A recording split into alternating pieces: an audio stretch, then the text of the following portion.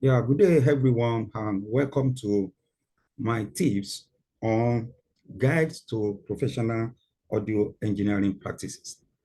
Today, on our tip today, we'll be talking about signal flow and what are the things that we need to know about signal flow, that is sound signal flow. Now, on this topic today, will be define signal flow. Then we want to know why is the understanding of signal flow is very, very important. Then lastly, we'll be talking about signal flow links and the changes that occur in these links that affect our uh, audio production. Now let us go straight to our slide. I told you this is what we are going to be using, these topical slides I'm going to be using in these tips. Our tip number 2 is the audio production link, that is the signal flow. Let's quickly start. Audio signal flow. Now, a signal flow is the flow of an audio signal in its entirety, that is from input to output, and all the processing along the way. So it is not only limited to our equipment, at least from the source. A signal starts from the source of vibration, and also when it comes out of our loudspeaker. So why is understanding signal flow so important? Understanding signal flow makes it easier to solve problems. That is one thing that you have to know. If you understand the signal flow, you'll be able to troubleshoot and solve problems in audio production. And if there is one thing we all know about audio, this is that there is always a problem. There's no way you can do it. There's always a problem. There is always something that you need to do, you need to take care of. And that is why we have all these processes at our disposal. And if you don't really know what is going on with signal flow, you are going to waste a ton of time fixing stuff.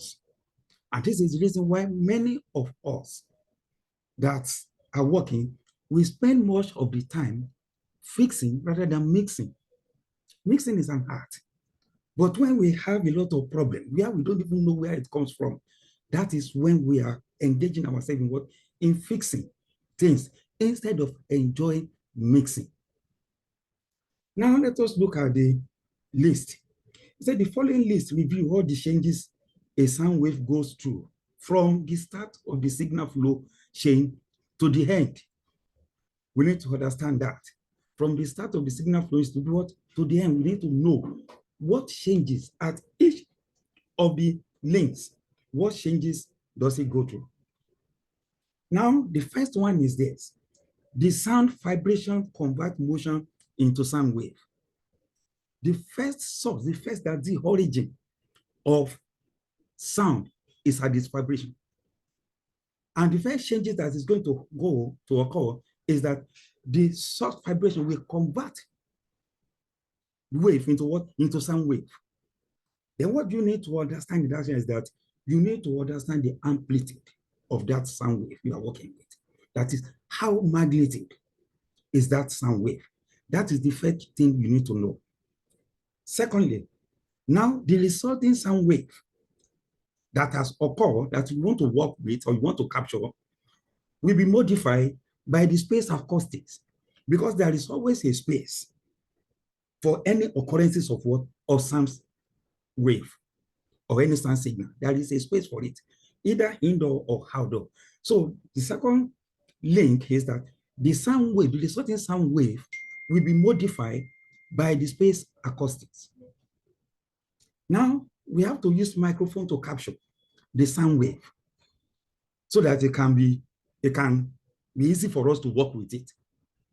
So at the microphone, the modified sound wave, you remember the sound will be modified by the space acoustics. So that modified sound waves are converted into electrical voltage, which is called the signal. That is where we have audio. You understand? So the first content of the sound wave, where we stop calling it sound wave, it is when the microphone converts into what? Into electrical signal. Then we started calling it audio. So the sound reproduced by the microphone, the sound has already captured, the microphone has already captured the sound wave, and it already converted it to what? To electrical signal, which we call audio.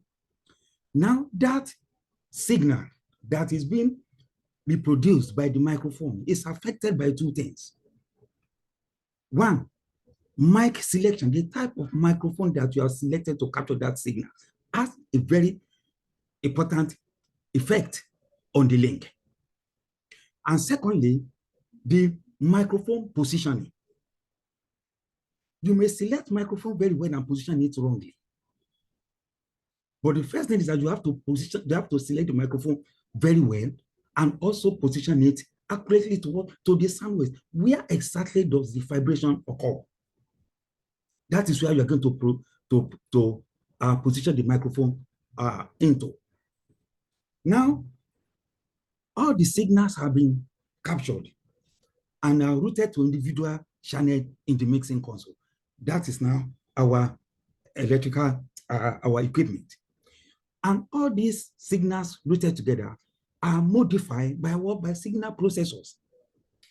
By signal processors, starting from gain, increasing gain, to equalization, to dynamic processor, to effect, and all the rest. That signal has been affected or has been processed, is also undergoing a change in the signal flow. Now, the mixer's electrical signal, that is the audio, all your signals or the channel is recorded. That is, if you wanted to store it, it's recorded. During that recording, you are either change that electrical signal into a magnetic signal or a digital data signal, which we normally call analog and digital. For what? For storage. That is another changes again. Now, those storage mode or medium that you have selected, either magnetic or digital, that is called analog or digital signal, we have to be played back, because where you store it, where you record it, is a storage. And before you can listen to it, it has to be what? It has to be played back again. You have to play that signal back when you change it into electrical signal, because you cannot listen to a tape. Neither you cannot listen to a CD. Why you cannot listen to what? To digital data, unless it has been changed back into what? Into electrical signal, which is called audio. So the electrical signal is now amplified and changed back into sound wave, because it started as a sound wave and is going to end as a sound wave. But in between, a lot of changes has occurred. So it changed back into sound wave by power amplifier and loudspeaker. That is another changes. So the loudspeaker sound that are emitted out are modified by the space acoustic again from the listening space. And that's the reason why our listening space needs to be treated very well. Because we always want the listening space to sound very well, so that what we are hearing will be what we wanted, exactly what we need to hear. Now, the last stage is the sound wave that are emitted out of the loudspeaker will reach listeners' ear and is interpreted according to perceived sound. You have to listen to that very well. The listeners, now maybe you, the audio engineer, or the audience, we have to listen to the output of your loudspeaker, and we need to interpret it according to the perceived sound. which is subjective. And this is where subjectivity comes in, according to the acoustic consideration of the listening room. So, I mean, if you look at it, these are the changes that audio signal will go through from the source to the destination. Our destination is the output device, which is loudspeaker, because the loudspeaker has to interact with the acoustics, especially when we are doing loud sound. Even in the studio, the same thing. When you listen with the headphone, you cut off the acoustics. And that's the reason why you don't mix with the headphone. You only monitor with headphone, either in the studio or in live sound. You only monitor with headphone because you need to be aware of the listening room, the acoustic, so that you can work accordingly into that manner. So these are the changes that audio signal have during the signal flow in that.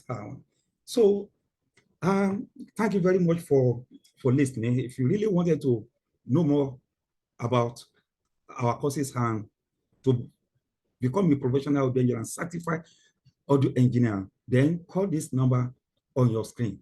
Thank you very much, and God bless. We meet again during our next team. Until then, thank you very much. Goodbye and God bless.